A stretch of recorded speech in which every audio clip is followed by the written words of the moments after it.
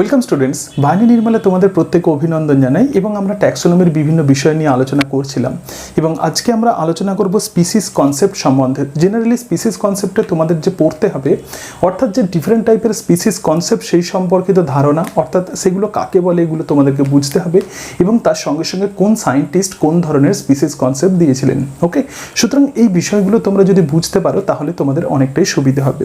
তো এক্ষেত্রে দেখো যে স্পিসিস বা প্রজাতি অ্যাকচুয়ালি আমরা কাকে বলবো, এবং আমরা প্রত্যেকেই জানি যে পৃথিবীতে অন্তত 1.7 মিলিয়ন স্পিসিস আছে। 1 মিলিয়ন মানে 10 লক্ষ। ওকে, এবং তার মধ্যে 1.2 মিলিয়ন অ্যানিম্যাল এবং 0.5 মিলিয়ন প্ল্যান্টস। তাহলে এই যে ডিফারেন্ট টাইপের স্পিসিস, তো এই ডিফারেন্ট টাইপের স্পিসিসকে আমরা কিভাবে ক্যাটাগরাইজ করব, কিভাবে তাদেরকে আমরা বুঝতে পারবো এবং কিভাবে তাদেরকে আমরা ডিফাইন করব, সুতরাং এই বিষয়গুলো বিভিন্ন সায়েন্টিস্ট বিভিন্ন সময়ে কিভাবে এই ধারণা দিয়েছিলেন, তো সেগুলোই মেনলি আমাদের আলোচনা। ওকে, তাহলে দেখো যখনই আমরা প্রজাতি সম্বন্ধে পড়বো আমাদেরকে জানতে হবে যে প্রজাতি এই ধারণাটা প্রথম কে দিয়েছিলেন। সুতরাং জন রে ইউজড দ্য টার্ম স্পিসিস। জন রে প্রথম প্রজাতি শব্দটা ব্যবহার করেন। ক্যারোলাস লিনিয়াসেরও কিন্তু স্পিসিস কনসেপ্টে কন্ট্রিবিউশন আছে এবং তিনি ট্যাক্সোনমিক র্যাঙ্ক অফ স্পিসিস এবং তিনিই প্রথম স্পিসিসকে একটি ট্যাক্সোনমিক র্যাঙ্ক দিয়েছিলেন। অর্থাৎ ক্যারোলাস লিনিয়াসের যে লিনিয়ান হায়ারার্কি, সুতরাং কোনো স্পিসিসকে জীবজগতে তাকে ডিফাইন করার জন্য বা তার পজিশন ঠিক করার জন্য তাকে যে বিভিন্ন ক্যাটাগরিতে প্লেস করা হয়, ফাইলাম, ক্লাস, অর্ডার, ফ্যামিলি, জিনাস এবং সবশেষে যেটা থাকবে সেটি হলো স্পিসিস। সুতরাং প্রথম এইভাবে ট্যাক্সোনমিক হায়ারার্কিতে প্রথম প্লেসমেন্ট করেছিলেন স্পিসিসকে বা স্পিসিস এই ক্যাটাগরিকে প্রথম ব্যবহার করেছিলেন যে সায়েন্টিস্ট, তিনি কিন্তু ক্যারোলাস লিনিয়াস। এবং তার সাথে সাথে ক্যারোলাস লিনিয়াসের আরও একটি অত্যন্ত গুরুত্বপূর্ণ কন্ট্রিবিউশন হলো বাইনোমিয়াল নমেনক্লেচার। তাহলে কোনো একটা প্রজাতিকে আমরা ডিফাইন করব অবশ্যই তার সায়েন্টিফিক নেম দিয়ে বা তার বিজ্ঞানসম্মত নাম দিয়ে। তাহলে দেখো একটু বোঝার জন্য আমি তোমাদের এক্ষেত্রে কতগুলো স্পিসিসের আমি নাম লিখেছি, যেমন হোমোসেপিয়েন্স, যেমন মানুষ। সুতরাং মানুষ হলো একটা প্রজাতি, ওরাইজা স্যাটিভা একটা প্রজাতি, লেবিও রোহিতা একটা প্রজাতি। ওকে, তো ক্যারোলাস লিনিয়াসের যে বাইনোমিয়াল সিস্টেম আছে, তো বাইনোমিয়াল সিস্টেমে দুটি পদ ব্যবহার করা হয়। তো ওরাইজা এটাকে আমরা বলবো জেনাস এবং স্যাটিভা আমরা যদি ধরে নিই so this is the species অর্থাৎ স্পেসিফিক এপিথেট। তাহলে কোনো একটি স্পিসিসকে কিন্তু বুঝতে গেলে বা নামের সাহায্যে তাকে চিনতে গেলে অবশ্যই সায়েন্টিফিক নেম ইউজ করতে হয়। যেমন আমরা যে মানুষ, আমরা পৃথিবীতে যত যে বিভিন্ন রকমের আমরা মানুষ আছি, আমরা সবাই কিন্তু একই স্পিসিসের অন্তর্গত এবং সেই জন্যই আমাদের সায়েন্টিফিক নেম কিন্তু হোমোসেপিয়েন্স। ওকে, সেরকমভাবে যে ধান গাছ ওরাইজা স্যাটিভা, সুতরাং তারা কিন্তু একটা স্পিসিস এবং এর সাথে সাথে দেখো রুই মাছ বা লেবিও রোহিতা এরাও কিন্তু একটা স্পিসিস। সুতরাং পৃথিবীতে যত লেবিও রোহিতা আছে তারা সবাই কিন্তু প্রজাতির অন্তর্গত। তাহলে এটি একটা কনসেপ্ট এবং মোটামুটিভাবে তোমরা মাইন্ডের মধ্যে সেট করে নাও। একদল জীব যাদেরকে দেখতে একই রকম, দেখো সমস্ত মানুষকে দেখতে মোটামুটিভাবে একই রকম এবং তার সঙ্গে সঙ্গে যারা রিপ্রোডাকশন করতে পারে, নিজেদের মধ্যে প্রজনন করে প্রজননক্ষম সন্তান তৈরি করে, তো তারাই হলো স্পিসিস। ওকে, সুতরাং সিম্পলি এটাই হলো প্রজাতি সম্পর্কিত কনসেপ্ট। তাহলে প্রজাতি হলো একদল জীব যাদেরকে একই রকমের দেখতে হবে এবং তার সঙ্গে সঙ্গে তারা নিজেদের মধ্যে রিপ্রোডাকশন করবে এবং রিপ্রোডাকশন করে ফার্টাইল অফস্প্রিং তৈরি করবে। So this is the concept of species. তাহলে স্পিসিস কি হবে? স্পিসিস জেনারেলি আমরা যদি ধরি তো স্পিসিস হলো মরফোলজিক্যালি সিমিলার। ওকে, অর্থাৎ তাদেরকে একই রকমের দেখতে হবে। আমি আরও পরে এগুলো সম্বন্ধে আলোচনা করব। মরফোলজিক্যালি সিমিলার এবং তারা রিপ্রোডাকশান করবে এবং তারা নিজেদের মধ্যে প্রজনন করবে এবং রিপ্রোডাকশান করে তারা কিন্তু ফার্টাইল অফস্প্রিং তৈরি করবে। Okay, so this concept is very important. অর্থাৎ এই যে ফার্টাইল অফস্প্রিং যে তৈরি হচ্ছে, অর্থাৎ তারা যে সন্তান যেগুলো তৈরি করছে তারাও কিন্তু রিপ্রোডাক্টিভলি অ্যাবেল হবে। সুতরাং এই কনসেপ্ট কিন্তু অত্যন্ত গুরুত্বপূর্ণ, ফার্টাইল অফস্প্রিং তৈরি হওয়া। এবং এই যে ফার্টাইল অফস্প্রিংয়ের কথা আমি বলছি, যেমন ধরা যাক আমরা ধরে নিচ্ছি একটি স্পিসিস হলো প্যানথেরা লিও। ওকে, সো প্যানথেরা লিও এবং তার সঙ্গে সঙ্গে প্যানথেরা টাইগ্রিস, রাইট? সুতরাং পৃথিবীতে যত প্যানথেরা লিও বা সিংহ আছে তারা একটা প্রজাতি এবং প্যানথেরা টাইগ্রিস কিন্তু ডিফারেন্ট প্রজাতি, রাইট? তাহলে অনেক সময় কি হয়, অনেক সময় এক্সপেরিমেন্টালি এই প্যানথেরা লিও এবং প্যানথেরা টাইগ্রিসের মধ্যে রিপ্রোডাকশান করা হয়, কিন্তু রিপ্রোডাকশান করে যে অর্গানিজমস পাওয়া যায়, সুতরাং তাকে আমরা টাইগন অথবা লাইগন বলতে পারি। সুতরাং যে টাইগন পাওয়া যায় অথবা যে লাইগন পাওয়া যায় এরা কিন্তু রিপ্রোডাক্টিভলি তারা কিন্তু অ্যাবেল নয়, অর্থাৎ এরা কিন্তু রিপ্রোডাক্টিভলি দে আর আনফার্টাইল। ওকে, অর্থাৎ এরা কিন্তু কখনোই আর রিপ্রোডাকশন করে নতুন অফস্প্রিং তৈরি করতে পারে না। সুতরাং দে আর দ্য ডিফারেন্ট স্পিসিস। আরও একবার বলে দিই, এইটাই কিন্তু অত্যন্ত গুরুত্বপূর্ণ ধারণা। তাহলে প্যান্থেরা লিও হচ্ছে একটা স্পিসিস এবং প্যান্থেরা টাইগ্রিস ডিফারেন্ট স্পিসিস, এবং এরা নিজেদের মধ্যে হয়তো এক্সপেরিমেন্টালি এরা রিপ্রোডাকশন করতে পারে, কিন্তু করার পরে তারা যে অফস্প্রিং তৈরি করে তারা কিন্তু কখনো ফার্টাইল হয় না। তাহলে স্পিসিস হলো একদল জীব যারা নিজেদের মধ্যে রিপ্রোডাকশন করে ফার্টাইল অফস্প্রিং তৈরি করবে, তাদেরকেই আমরা প্রজাতি বলবো। যেমন পৃথিবীতে যত মানুষ আছে তারা নিজেদের মধ্যে প্রজনন করে এবং তাদের যে সন্তান উৎপন্ন হয় তারাও কিন্তু রিপ্রোডাক্টিভলি অ্যাবেল হয়, তার মানে ফার্টাইল অফস্প্রিং তারা তৈরি করে। ওকে, তাহলে আমরা একটা ইমেজ পেয়ে গেলাম স্পিসিস সম্বন্ধে। এবার দেখো স্পিসিয়েশন অ্যাকচুয়ালি যত সময় গেছে, তাহলে যে বিষয়টা বলছিলাম যে পৃথিবীতে অন্তত 1.7 মিলিয়ন স্পিসিস আছে, তার মধ্যে 1.2 মিলিয়ন অ্যানিম্যাল এবং 0.5 মিলিয়ন প্ল্যান্টস। তাহলে পৃথিবীতে আমরা তো জানি যে প্রথম এককোষী জীব প্রথম পৃথিবীতে এসেছিল এবং তারপর যত ইভলিউশন যত এগিয়েছে, যত বিবর্তন যত হয়েছে, তত ডিফারেন্ট টাইপের স্পিসিসের উৎপত্তি ঘটেছে। তাহলে যে মেকানিজমে যে পদ্ধতিতে এই বিভিন্ন রকমের প্রজাতির উদ্ভব, তো সেই মেকানিজমকে জেনারেলি আমরা স্পিসিয়েশন বলবো। এবং ইভলিউশনের একটা কনসেপ্ট আছে, বিজ্ঞানী ডারউইন বলেছিলেন একটি নতুন স্পিসিস থেকে আরও একটি নতুন স্পিসিসের উৎপত্তি ঘটে, অর্থাৎ একটি প্রজাতি থেকেই একটা প্রজাতির উৎপত্তি ঘটে। সুতরাং ইউনিট অফ ইভলিউশন হলো স্পিসিস। কিন্তু নিউ ডারউইনিয়ান কনসেপ্ট বা বর্তমানে ইভলিউশনারি যে কনসেপ্ট আসছে, সেক্ষেত্রে বলা হচ্ছে যে কোনো একটা পার্টিকুলার স্পিসিস এর অন্তর্গত কিছু জীব, অর্থাৎ কোনো একটি প্রজাতির অন্তর্গত কিছু জীব যখন একটা সুনির্দিষ্ট ভৌগোলিক পরিবেশে থাকে, তো তখনই তাদেরকে আমরা পপুলেশন বলবো। ওকে, ধরা যাক এক্ষেত্রে আমি একটা এক্সাম্পলস দিয়েছি স্পিসিয়েশন খুব দ্রুততার সঙ্গে তোমাদের বোঝানোর জন্য। এক্ষেত্রে ধরা যাক একটি স্পিসিস আছে, so this is the species A, এবং এই স্পিসিস এতে আমরা কি দেখতে পাচ্ছি, অনেকগুলো ইন্ডিভিজুয়ালস আছে। ওকে, তাহলে এটি হলো প্রজাতি এ এর ডিফারেন্ট ইন্ডিভিজুয়াল।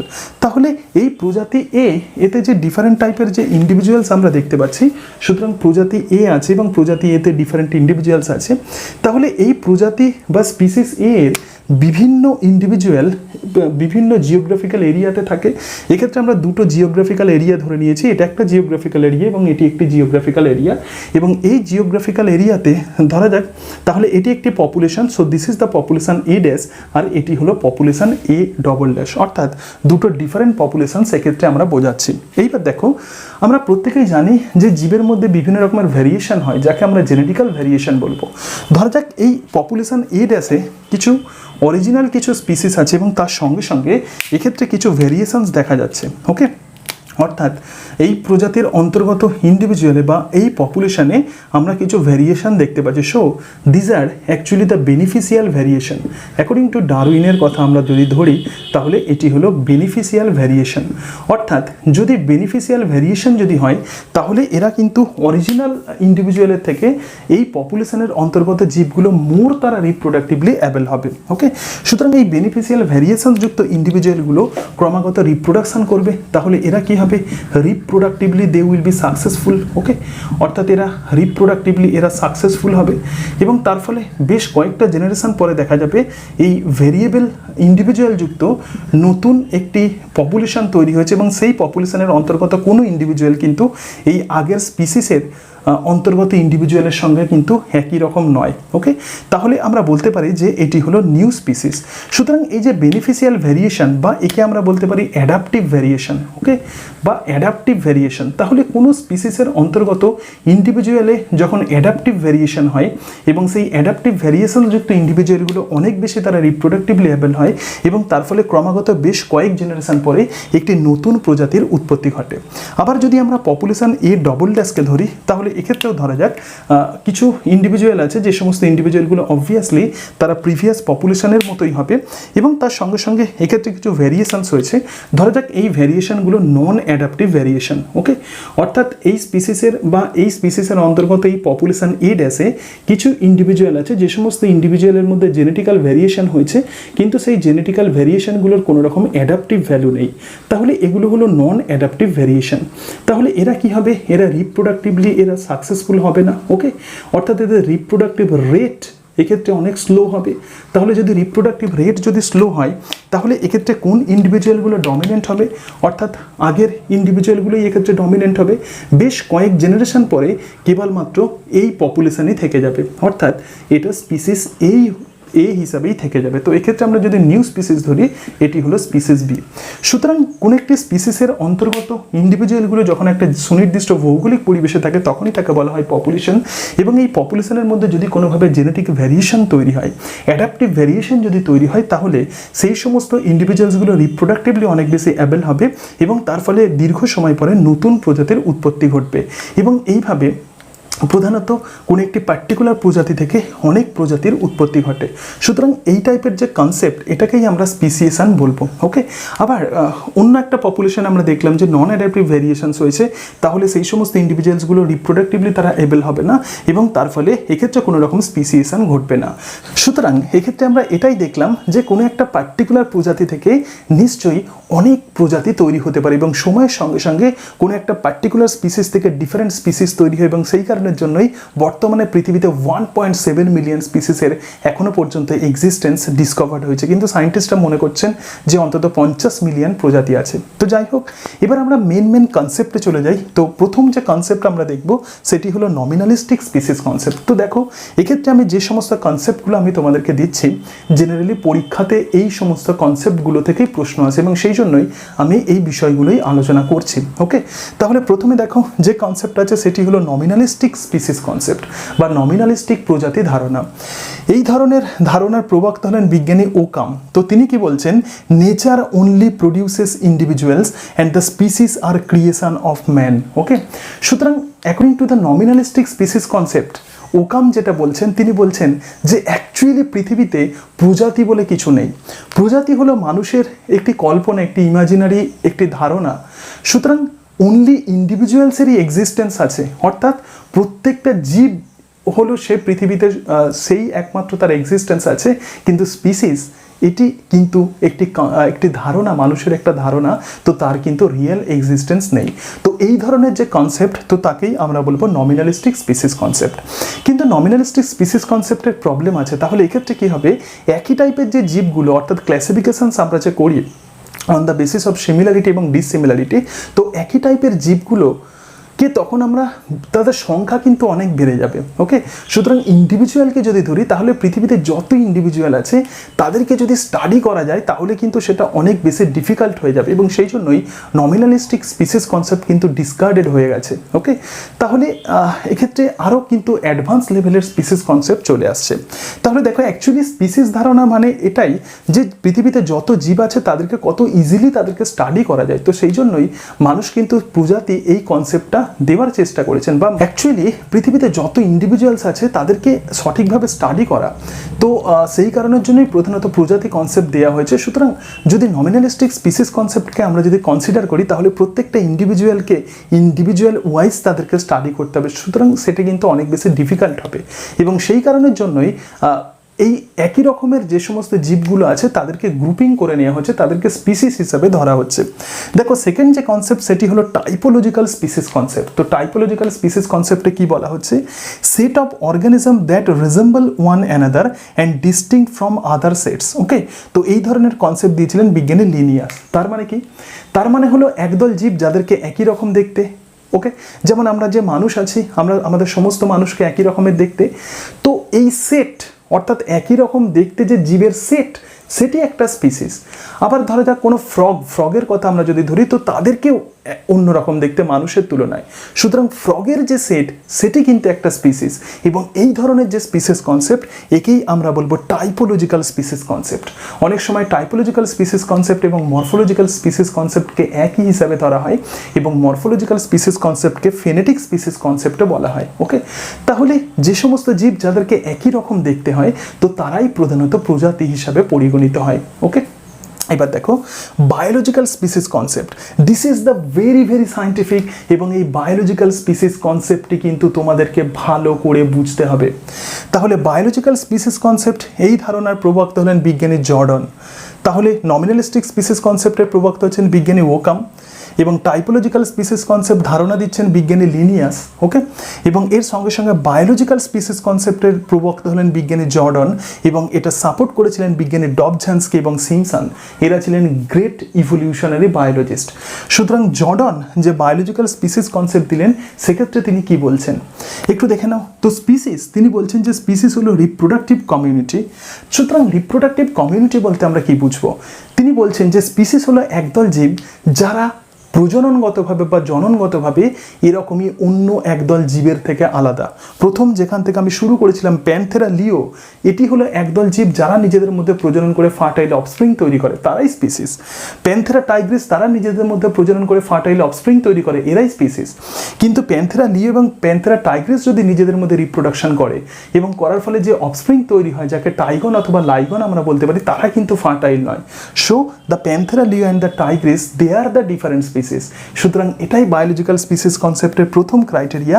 স্পিসিস হলো একদল জীব যাদেরকে আমরা রিপ্রোডাক্টিভ কমিউনিটি বলবো, ওকে। সেকেন্ড ক্রাইটেরিয়া, স্পিসিস হলো ইকোলজিক্যাল কমিউনিটি, অর্থাৎ তাদের সেম নিচ থাকবে। তাহলে হোয়াট ইজ হ্যাবিটেট এবং হোয়াট ইজ নিচ, এটা ইকোলজিতে অত্যন্ত গুরুত্বপূর্ণ কনসেপ্ট। তো হ্যাবিটেট মানে কোনো জীব যেখানে থাকে সেটাই হলো তার হ্যাবিটেট, এবং নিচ মানে status of an organisms in an ecosystem, অর্থাৎ ইকোসিস্টেমে কোনো জীব যে রোল প্লে করে তাকেই আমরা বলবো নিচ। তাহলে কোনো অর্গানিজমস বা একদল জীব ইকোসিস্টেমে সেম রোল প্লে করবে। সুতরাং স্পিসিস হলো তারাই যাদের সেম নিচ থাকবে, তারাই হলো স্পিসিস। এবং বিজ্ঞানী গসেস কম্পিটিটিভ এক্সক্লুসিভ প্রিন্সিপাল তিনি দিয়েছিলেন, এবং তিনি বলেছিলেন যে কখনোই দুটো ডিফারেন্ট স্পিসিস কখনো সেম নিচ ব্যবহার করতে পারে না। এবং বিজ্ঞানী জর্ডন এক্ষেত্রে বলছেন, সেই জন্যই বলছেন যে স্পিসিস হলো ইকোলজিক্যাল কমিউনিটি, যাদের ইকোসিস্টেমে যারা সেম নিচকে যারা ইউজ করবে, ওকে। সুতরাং কোনো একটা জীব যে জায়গায় থাকে সেটাই হলো তার হ্যাবিটেট, এবং সেই জায়গায় জীব যে রোল প্লে করে সেটাই হলো তার নিচ। ধরা যাক কোনো ইকোসিস্টেমে আমরা যদি দেখি যে বিভিন্ন গোট অর্থাৎ হার্বিভোরাস যে সমস্ত এনিমালস আছে, সুতরাং তারা একটা স্ট্যাটাস তারা প্লে করছে ইকোসিস্টেমে। তার সঙ্গে সঙ্গে প্যান্থেরা লিও, প্যান্থেরা টাইগ্রিসের কথা আমি যে এক্সাম্পল দিচ্ছিলাম, তো তারা কার্নিভোরাস। সুতরাং এই যে তাদের যে স্টেটাস, তো একেই আমরা ইকোলজিক্যাল নিচ বলবো। এবং বিজ্ঞানী গসেস যেটা বলেছিলেন যে কোনো একটি পার্টিকুলার ইকোসিস্টেমে দুটো ডিফারেন্ট স্পিসিস কখনো সেম নিচ ব্যবহার করতে পারে না। তিনি প্যারামোসিয়াম অরেলি এবং প্যারামোসিয়াম কডেটামের তিনি এক্ষেত্রে এক্সপেরিমেন্ট করেছিলেন। তো সেটা ইকোলজির বিষয়, তবু আমি এই প্রসঙ্গে একটু বলে দিলাম, কারণ এই অংশটা অত্যন্ত গুরুত্বপূর্ণ, অনেক সময় পরীক্ষাতে আসে। তাহলে এক্ষেত্রে এটাই বলা হচ্ছে যে স্পিসিস হলো তারাই যাদের নিচ একই হবে, ওকে। তারপরে যেটা আছে সেটি হলো জেনেটিক কমিউনিটি। তাহলে স্পিসিস হলো একদল জীব যাদের মধ্যে ক্রমাগত জিন ফ্লো হয়, রিপ্রোডাকশনের মধ্য দিয়ে জিনের আদান প্রদান হয়, তো তাদেরকেই আমরা স্পিসিস বলবো। সো জিন ফ্লো অকার্স বাই রিপ্রোডাকশন, ওকে। অর্থাৎ একদল জীব যাদের মধ্যে যদি রিপ্রোডাকশন হয়, তাহলে তাদের মধ্যে জিনের অবভিয়াসলি ফ্লো হবে, সুতরাং তাদেরকেই আমরা প্রজাতি বলবো।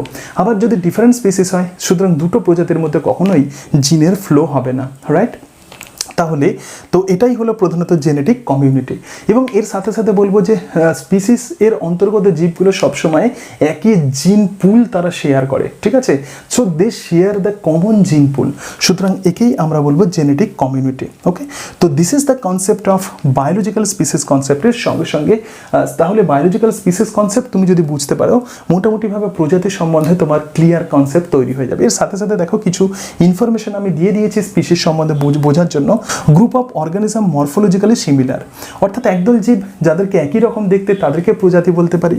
Behaviour and the function in ecosystem same, যেটা বলছিলাম যে ইকোসিস্টেমে তারা কোন রোল প্লে করছে, তারা কোন ফাংশন তারা দেখাচ্ছে, তারা কেমন ধরনের আচরণ করছে, তাদের ফুড হ্যাবিটস কেমন, তারা কোন রোল প্লে করছে। সুতরাং এটাই প্রধানত তাদেরকে আমরা স্পিসিস বলবো। এবং reproductively isolated from such group, অর্থাৎ রিপ্রোডাক্টিভলি বা জননগতভাবে অন্য গ্রুপের থেকে তারা পৃথক, তাদেরকেই আমরা প্রজাতি বলবো। সুতরাং বায়োলজিক্যাল স্পিসিস কনসেপ্টে যে তিনটি important criteria, species are groups of organisms that are the reproductive community, they will form the reproductive community, they are known as the ecological community, and they are also called as the genetic community, okay. সুতরাং এই ধারণার প্রবক্তা হলেন বিজ্ঞানী Jordan. Next যে কনসেপ্টে আমরা চলে আসবো সেটি হলো ইভলিউশনারি স্পিসিস কনসেপ্ট। তো ইভলিউশনারি স্পিসিস কনসেপ্টের প্রবক্তা হলেন বিজ্ঞানী আর্নেস্ট মেয়ার। তো তিনি কি বলছেন, every species have the specific evolutionary history. তিনি বলছেন যে প্রত্যেকটা প্রজাতির একটা সুনির্দিষ্ট বিবর্তনগত ইতিহাস আছে, এবং সেই ইতিহাস প্রত্যেকটা প্রজাতির অন্তর্গত ইন্ডিভিজুয়াল সবসময় সেই ইভলিউশনারি হিস্ট্রিকে ফলো করে। যেমন এক্ষেত্রে আমি যে ছবি আমি যেটা এঁকেছি, যেমন কমন অ্যানসেস্টার, অর্থাৎ আমরা প্রত্যেকেই জানি যে পৃথিবীতে যে বিভিন্ন জীব আছে অ্যাকচুয়ালি স্পিসিয়েশনের মধ্য দিয়ে ডিফারেন্ট টাইপের স্পিসিস তৈরি হয়েছে। তাহলে আমরা ধরে নিতে পারি তিনটে ডিফারেন্ট স্পিসিস ধরা যাক একটি কমন অ্যানসেস্টার থেকে তৈরি হয়েছে। তাহলে এ ড্যাশ, বি ড্যাশ এবং সি ড্যাশ, সুতরাং এই তিনটে ডিফারেন্ট স্পিসিস কোথা থেকে তৈরি হয়েছে? একটি মাত্র সিঙ্গেল কমন অ্যানসেস্টার থেকে তৈরি হয়েছে। তাহলে প্রথমে এই কমন অ্যানসেস্টার প্রথমে এ হয়ে গেছে, এ থেকে এ ড্যাশ, আবার বি, বি থেকে বি ড্যাশ, আবার সি, সি থেকে সি ড্যাশ। তাহলে এরা কোনোভাবে, অর্থাৎ এগুলো পপুলেশন, আমরা ধরতে পারি এই কমন অ্যানসেস্টারের এ একটি পপুলেশন, বি একটি পপুলেশন এবং সি একটি পপুলেশন। তাহলে এরা কোনোভাবে রিপ্রোডাক্টিভলি আইসোলেটেড হয়ে গিয়েছিল এবং যত সময় গেছে এদের মধ্যে জিন ফ্লো হচ্ছিল না, ঠিক আছে? সুতরাং এদের মধ্যে কোনো রকম জিন ফ্লো হচ্ছিল না, অর্থাৎ এই দুটো পপুলেশনের মধ্যে জিন ফ্লো হচ্ছে না। তাহলে এরকমভাবে দীর্ঘদিন ধরে হতে হতে একসময় তারা নতুন প্রজাতিতে পরিণত হয়। তাহলে স্পিসিস অর্থাৎ এ ড্যাশ, অর্থাৎ এই এ ড্যাশ এই প্রজাতির অন্তর্গত সমস্ত জীবগুলো তারা এই ইভলিউশনারি লাইন তারা ফলো করবে। বি ড্যাশ বি পপুলেশনের মধ্য দিয়ে তারা এই রকম লাইন ফলো করবে এবং সি ড্যাশ এই লাইন ফলো করবে। ওকে, সুতরাং প্রত্যেকটা প্রজাতি, তিনি বলছেন যে প্রত্যেকটা প্রজাতির একটি সুনির্দিষ্ট ইভলিউশনারি হিস্ট্রি আছে। So this is actually known as evolutionary species concept এবং এইটা দিয়েছিলেন বিজ্ঞানী আর্নেস্ট মেয়ার। তো এক্ষেত্রে আমি এই যে লাইন লিখেছি এটাকে বলা হয় ডিসেন্ডেন্ট লিনিয়েজ, অর্থাৎ কি সময়ের সঙ্গে সঙ্গে এরকম নতুন নতুন পপুলেশনস তৈরি হয়েছে এবং আলটিমেটলি একসময় নতুন প্রজাতির উৎপত্তি ঘটেছে। প্রথমে যেটা দেখাচ্ছিলাম যে কিভাবে নতুন প্রজাতির উৎপত্তি ঘটছে একটা কমন অ্যানসেস্টার থেকে। ওকে, তাহলে এক্ষেত্রেও সেরকম, তো কিভাবে তাদের একটা ইভলিউশনারি হিস্ট্রি বা ডিসেন্ডেন্ট লিনিয়েজ এক্ষেত্রে থাকবে। এর সাথে সাথে লাস্ট যে স্পিসিস কনসেপ্ট, আমরা একদম শেষের দিকে চলে এসেছি, লাস্ট যে স্পিসিস কনসেপ্ট সেটি হলো ফাইলোজেনেটিক স্পিসিস কনসেপ্ট। তো ফাইলোজেনেটিক স্পিসিস কনসেপ্টের প্রবক্তা হলেন বিজ্ঞানী ক্র্যাক্রাফট। তিনি বলছেন যে ইভলিউশনারি লিনিয়েজের, অর্থাৎ এই যে ইভলিউশনারি লিনিয়েজ আমরা দেখছি তার মধ্যে যে স্মলেস্ট যে ইউনিট, সব থেকে ছোট যে ইউনিট, অর্থাৎ এই যে smallest unit, so this is the smallest unit, এটা হলো স্মলেস্ট ইউনিট, এটা হলো স্মলেস্ট ইউনিট। ধরে থাকে ইভলিউশনারি লিনিয়েজে এক্ষেত্রে বি ড্যাশ পপুলেশন আছে, বি ডবল ড্যাশ আছে, ইত্যাদি আছে, আমরা ধরে নিচ্ছি আর কি বি ডবল ড্যাশ, এটা বি ট্রিপল ড্যাশ আছে। সুতরাং এদের মধ্যে সব থেকে স্মলেস্ট যে ইউনিটটা আছে সেটাই হলো তাদেরকেই আমরা স্পিসিস বলবো। সুতরাং ফাইলোজেনেটিক স্পিসিস কনসেপ্টে এটাই বলা হচ্ছে যে smallest unit of an evolutionary lineage is known as the species. ঠিক আছে, সুতরাং ফাইলোজেন এই শব্দটা প্রথম ব্যবহার করেছিলেন, আমি আগের দিন বলেছি যিনি ব্যবহার করেছিলেন তিনি হলেন বিজ্ঞানী ল্যামার্ক। তো ল্যামার্ক যখন এই ফাইলোজেনেটি শব্দটা ব্যবহার করলেন তখন ক্লাসিফিকেশানে অত্যন্ত গুরুত্বপূর্ণ একটা জার্কিং হয়ে গেল, আমরা বলতে পারি অ্যাকচুয়ালি একটা অনেক হিউজ একটা চেঞ্জ হয়ে গেল। ওকে, সুতরাং সেই অনুযায়ী এক্ষেত্রে যে ইভলিউশনারি লিনিয়েজের একদম সব থেকে স্মলেস্ট যে ইউনিট তাকেই আমরা প্রজাতি বলবো। তাহলে আমরা ডিফারেন্ট টাইপের স্পিসিস সম্বন্ধে দেখে নিলাম এবং তার সঙ্গে সঙ্গে যেগুলো পরীক্ষাতে জেনারেলি আসে, যেমন নমিনালিস্টিক স্পিসিস কনসেপ্ট কি, টাইপোলজিক্যাল স্পিসিস কনসেপ্ট বা ফেনেটিক স্পিসিস কনসেপ্ট কাকে বলবো, তার সঙ্গে সঙ্গে বায়োলজিক্যাল স্পিসিস কনসেপ্টের যে ডিফারেন্ট কনসেপ্টগুলো বা যে ডিফারেন্ট ধারণাগুলো সেগুলো আমরা দেখলাম। এর সঙ্গে সঙ্গে ইভলিউশনারি স্পিসিস কনসেপ্ট বিজ্ঞানী আর্নেস্ট মেয়ার দিয়েছিলেন, তো সেই বিষয়টা আমরা দেখলাম। এবং ফাইলোজেনেটিক স্পিসিস কনসেপ্ট জেনারেলি মনে রাখবে যে এই জায়গা থেকেই জেনারেলি প্রশ্ন দেওয়া হয়। সুতরাং মাত্র এই কয়েকটা বিষয় বা আমি বোর্ডে যেগুলো লিখেছি এগুলো যদি তোমরা পড়ে ফেলো তাহলে দেখবে যে এখান থেকে যদি কোনো রকম প্রশ্ন দেওয়া হয় তোমরা নিশ্চয়ই যে কোনো ধরনের কম্পিটিটিভ এক্সামিনেশানে সেটা তোমরা নিশ্চয়ই কভার করতে পারবে। তাহলে স্পিসিস কনসেপ্ট কিন্তু এখানেই শেষ হলো না, এর পরের দিন আমি আরও ডিফারেন্ট স্পিসিস নিয়ে আলোচনা করব, যেমন allopatric species, sympatric species, parapatric species, flagship species, এরকম ডিফারেন্ট টাইপের প্রজাতি ধারণা নিয়ে এর পরের দিন আলোচনা করব। আশা করি এই ভিডিওগুলো নিশ্চয়ই তোমাদের কাজে লাগবে। তোমরা সবাই খুব ভালো থেকো এবং তোমরা আমাকে বলবে যে কোন টাইপের কোন বিষয়গুলো আমাকে আলোচনা করতে হবে, আমি সেই সমস্ত বিষয়গুলো ধীরে ধীরে আমি আমার সময় মতো আলোচনা করতে চেষ্টা করব। এর সঙ্গে আরও একটা কথা বলি যে দেখবে যে অনেক সময় মাঝে মাঝে আমার গ্যাপ হয়ে যায়, সুতরাং আমি যখন প্রচণ্ড কাজের মধ্যে পড়ে যাই অনেক সময় ভিডিও অনেক দিন আমার আপলোড করা হয় না, কিন্তু তবুও তোমরা মোটামুটি আমাকে কমেন্ট বক্সে কমেন্ট করবে যে কোন বিষয়গুলো আলোচনা করতে হবে, তো সেগুলো আমি আমার সময় মতো আলোচনা করব। আজকে তাহলে এই পর্যন্তই, তোমরা সবাই খুব ভালো থেকো। So thank you and that's it.